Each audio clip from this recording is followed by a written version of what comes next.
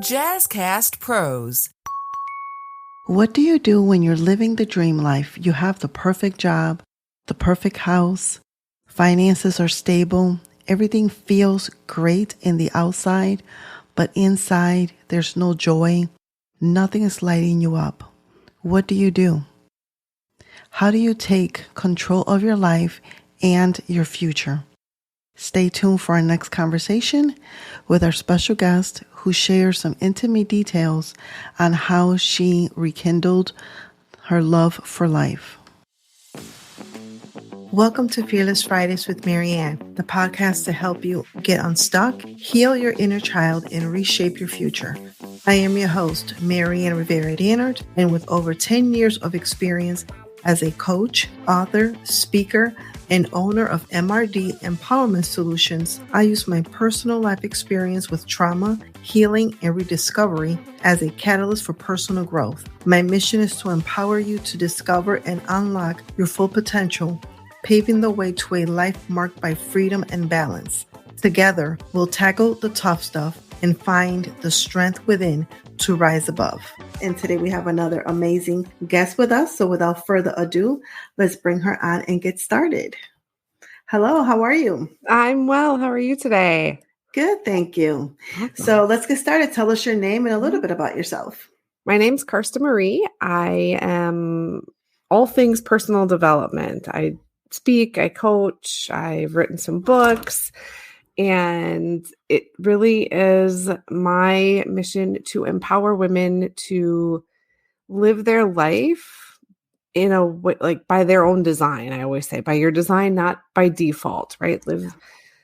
Create something for yourself. You know, I have a whole long backstory of how I got there because that was what I did. I defaulted to a lot of things. And so when I finally took the plunge to live for me authentically, I realized that it was all around me, my friends. And so I just said, I need to do this. So you hinted a little bit that you've been through some things, which is what got you to, step into this arena.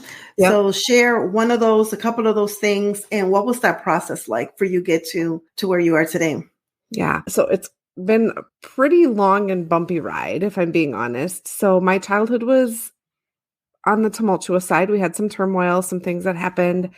And so when I got to college, I really had it in my head that I wanted normal, whatever my perception of normal was, right? The kind of the picket fence and all of that. So I ended up creating that. I got married and engaged and married to my college sweetheart. I embarked on a 20-year career as a K-12 educator. We had babies and dogs and minivans and all those things. And everything really was just sort of fine. Nothing inherently wrong. It wasn't terribly, nothing bad. It just nothing that lit me up or excited me. So my 20s was spent building that. My 30s was spent enduring that. And then as I got into my 40s, things started to crumble around me a little bit. And so I just said, you know what, I'm just going to burn the rest of this to the ground and start over. But I'm going to start over my way. So that's been this last sort of leg of my journey is really where I've been in that rebuilding phase and starting my business and rebuilding me. And that's how we got here. Yeah. So you mentioned that your focus is on helping individuals live an authentic life. What exactly is an authentic life? What does that mean to you? That's a great question. For me, it's really defining how I want my life to feel. When I work with my clients, it's about not necessarily what physical things do you want, not what job do you want, or it's how do you want to feel inside your life every single day.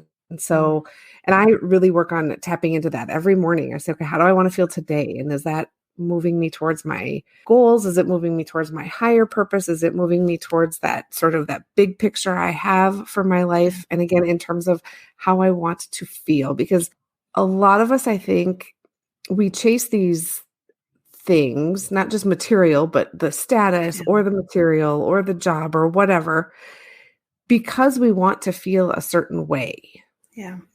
And so let's just take that out and jump. Well, how do you want to feel? And then let's pursue that. Mm. So you got into coaching. What was that journey like getting into coaching?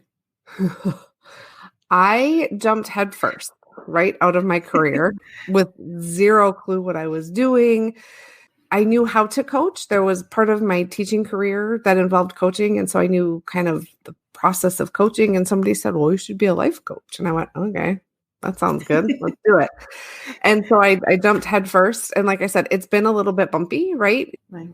For your listeners that are coaches, you do sort of attract whatever your energy is. And I was still, trudging through the muck that I was in. And so it's been a long time for me to sort of create a client base that also inspire, I can inspire them. Obviously that's my goal, but then that also inspires me. Yeah, that's very true. That's very true. So how did you go through, you were in a career, in a stable career, and you left all of that, took that leap of faith. Yep. And I'm all about taking leaps of faith. I love it. So what was that journey like? Did you have any, oh my gosh, what am I doing moments? Did you have any negative talks from family and friends saying, are you crazy? What are you doing? And how did you overcome that? I still have those conversations with myself, right? Like, oh my God, what am I doing? All of those things I did, right? I did have family and friends, mostly supportive, especially in the idea, like they understood that I was doing this because I was seeking my own joy out of life as well, not just, so they were supportive of that, but it like I said, it was a stable career. And then I was jumping into this absolute unknown, and there was a lot of fear from some of them and concern, obviously. My children, who I was most concerned about, just in how it would impact them, have been rock stars through the entire thing. They have loved, I don't know if they've loved every minute of it, but they've supported me every step of the way, which honestly, if I'm going to listen to an outside voice, it's going to be them. And then for my own self, I'm 6 years into this, and it's still a little bit of a daily struggle, right? Like every day you kind of go, okay, am I doing the right thing? And am I making an impact? And is this where I'm supposed to be? And you navigate sort of the ins and outs of just the logistics of owning a business that I wasn't trained for. And so you go, wait, is this how I'm supposed to do this? Is this on? Oh, wait, they're telling me I need that, and I don't know how to do that. And do I want to be like? So it's a daily thing, but that's my journey, right? I always say, like, that's what I coach myself on, is how to navigate all of that. Yeah. And the thing about it too, especially for our listeners that may be, listening, or our viewers, you went from having something that was stable and concrete. You knew that every 2 weeks, once a month, you were getting paid. And now being a coach, it comes and goes. Some days it's there, some days it's not. So how do you cope with that? And how do you keep pressing forward and not giving up? So I do still substitute teach. And so I call that my side hustle, right? Like a lot of people would call that their day job. Right. That's my side hustle. Yeah. So that you can pay the bills and whatever, which helps. I was just speaking with one of my mentors this morning, and we were talking about some mindset things that I still have blocks on that I'm working on overcoming.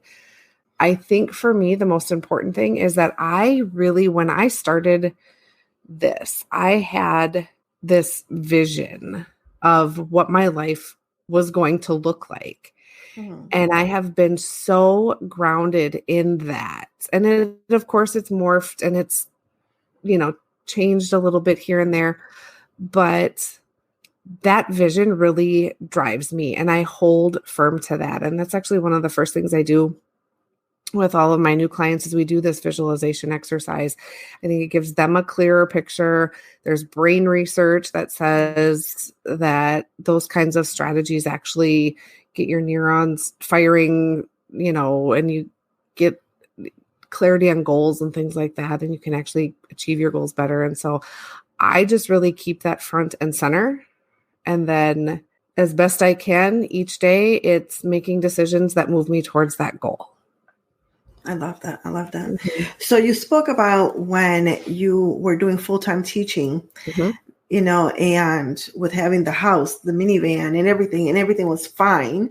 Mhm. There was necessarily nothing broken. However, you felt that you were not being, there was no fire there. You were not being Right. lit up.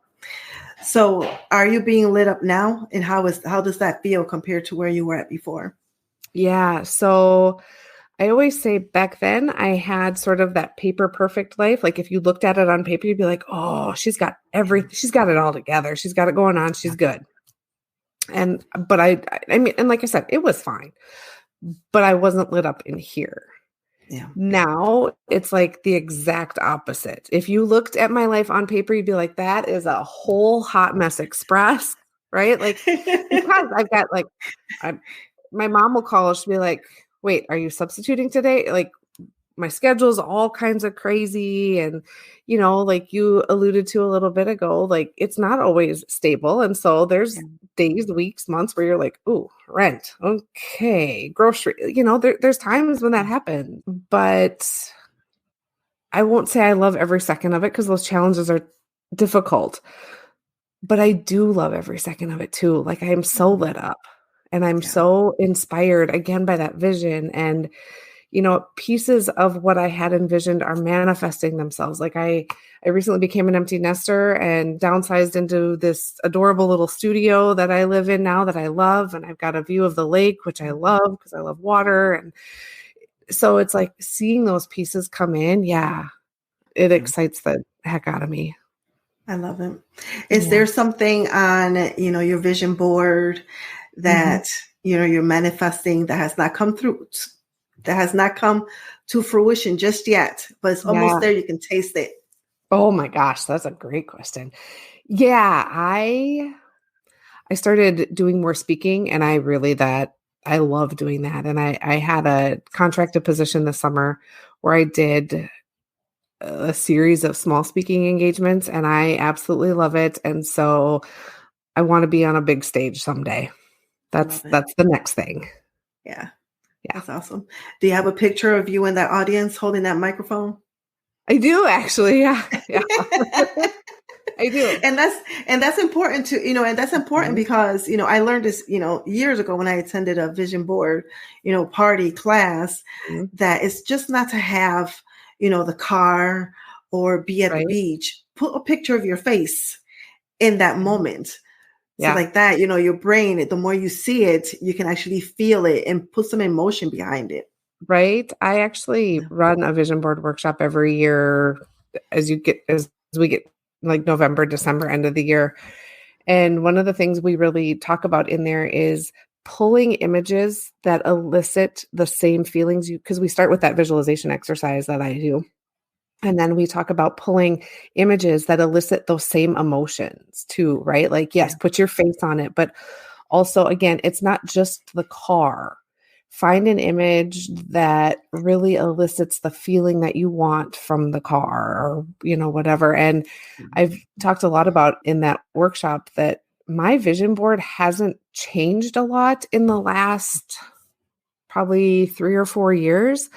And it's because everything on there is based in a pillar of what I want to create and it morphs every year. Like Yeah. my vision board has become so much less about the stuff, right? Like, of course I want to take vacations and of course Right. I would love to have a new car but at the same time there's the foundational pillars again are what's really on my vision board and each year it's like okay the speaking thing like the first year I put just a microphone and then the next year I put a microphone with an audience and then the next year I put a picture of me speaking again and so it's like that sort of metamorphosis and growth of the bigger visions every year. Yeah, that's awesome. So for, the woman that may be listening that feels that she has everything, but she doesn't have that fire, she doesn't have that spark, she's not being lit up. What Yeah. advice would you give to her? I would say she probably feels really confused about why she's feeling that way. I know that was one of the first things I really noticed. I was like, why am I not excited? I have all these things that are supposed to light me up. Why am I not excited?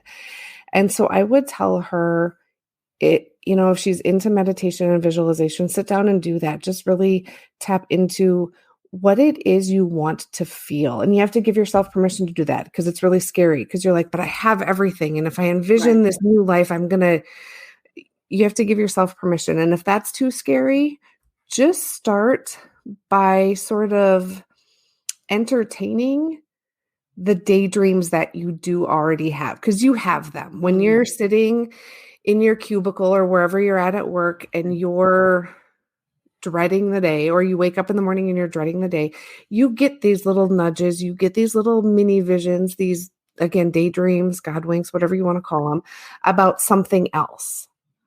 Entertain those a little bit, if it's, I hope it's not your relationship, but if it is your relationship, same thing. When you have those moments of like, oh, I just sort of wish this, or I wish that, entertain that. You don't have to tell anybody, but entertain it, because you'll start getting some clarity and some perspective and some idea of what it is you're actually seeking. And then when you have a clear picture, you can start taking action that feels aligned, and it's less scary because it's what's right for you. Yeah. What is it about coaching and speaking that led you down this path, that drives you? I think it's the reverse. I think my journey led me to coaching and speaking, but what drives me, if I'm speaking, I really love when I can look in an audience and see the proverbial light bulbs turning on. I did an event last night for a small group of young ladies, and just watching them, like I said, the light bulbs were kind of popping, and I was like, yeah, there we go. Coaching is kind of the same thing, but it's so personal. When you can have somebody say to you, I got it. I got the answer, whatever the answer is, even if they don't have the steps, but they have the clarity, that's so important. Yeah. So you are on the Fearless Fridays podcast. How are you living a fearless life? Ooh, I think just doing this every day, like little things, like that's actually what I was speaking with my mentor about this morning, is being fearless and just believing in myself. And so I think just taking that leap of faith 6 or 7 years ago was absolutely fearless. Choosing to continue with that every single day, even when it's difficult, knowing that this is my journey, and doing it no matter what family or friends or whoever thinks. I love that. So what are you working on for the rest of 2024? What are you looking forward to? Ooh, I just put together, and I'm getting ready to launch on March 1st, my podcast, which I've had them before. This one feels really different. I'm really excited about this one. So that's probably the big thing. And then just really taking inspired, aligned action in my business, rather than listening to what the coaches like. Yes, I want to have coaches, and yes, I want to, have that accountability and that education, but really tuning into me and my voice. So podcast and me, that's 2024. I love it. And that's very important too, because sometimes I think that we can get comfortable with obtaining too much knowledge. Mm-hmm. And the knowledge doesn't really make any sense if you're not taking action. Right. And likewise, we can take action that might not be aligned for you because the experts say you should. Like I always tell my clients here, listen, this is how I might approach it, but let's find what works for you. Yeah, very true. Right. So what's the name of your podcast? I don't know if language is an issue on yours, but it's fine. Fuck fine. Because that was, like I said, I settled for fine. And that really has always been my message since I started my business, but I've always watered it down. And when I finally settled on the title, I was like, this is it. This is the podcast. And I haven't been as excited and lit up for a podcast as I am about this one. So it's going to be great. I love it.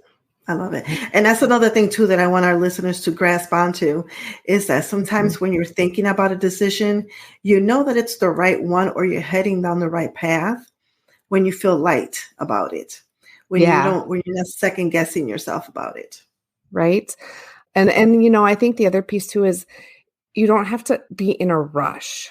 like for this one, I really detached from the outcome of if it was actually going to come to fruition. It was like an idea that came back into my head, and I was like, I don't know. It wasn't my thing before. And I really just was patient with it. And I detached from whether or not it would actually happen. Yeah. And then it just all fell into place. And I, like you said, light, that's the perfect way to, like, I just, before we hopped on, I was doing some putsy things and I was like, oh, I don't even care that I'm doing this. I love it. Yeah, that's so true. Yeah. That's so true. So where can our listeners connect with you, learn more about you, and support you? Oh, wonderful. So I hang out mostly on Instagram and Facebook, and I'm working on LinkedIn a little bit. All of my socials are some version of @Karsta Marie. Some of them have dots in there and some of them don't. My website is karstamarie.com. Email is just karsta@karstamarie.com. And listen, there's nobody else with my name, so you'll find me. Any last parting words as we get ready to close out? No, I think I love that idea of fearlessness. So just if it's too scary to take the action and be fearless in the action, at least be fearless in what you'll allow yourself to think of and imagine and sort of create for yourself in your mind's eye so that you can be fearless in your action later. I love that. Thank you so much for being with us today. Thank you so much for having me. This was wonderful. You're welcome. Thank you for tuning into today's episode. If you enjoyed the conversation, be sure to leave a 5-star review and share with a friend or two. If you're not already following us on social media, come join the Fearless community at MRD Empowerment Solutions on Facebook or Instagram, or visit our website, MaryannRivera-Dannert.com. I'll catch you next week with a new episode, and remember that you are a priority and you matter.